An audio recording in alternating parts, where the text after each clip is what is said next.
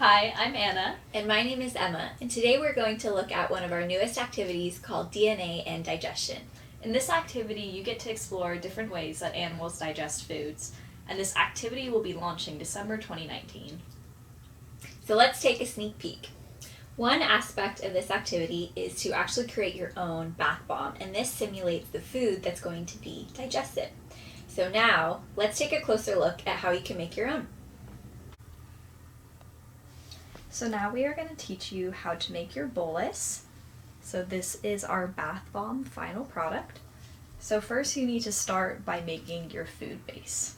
And inside this food base, we have baking soda, oil, citric acid, and cornstarch, and some other materials that you'll need are some beads to represent nutrients. And Anna will now show you some of the other supplies. So what you do to actually make your capsules, so since these are young leaves, we have cellulose pods. So you put some beads in, you put some of your food base, and then you put on the top. So that's your base. Then you put more food base in the larger capsule. And don't fill it all the way because you need to fit your cellulose in.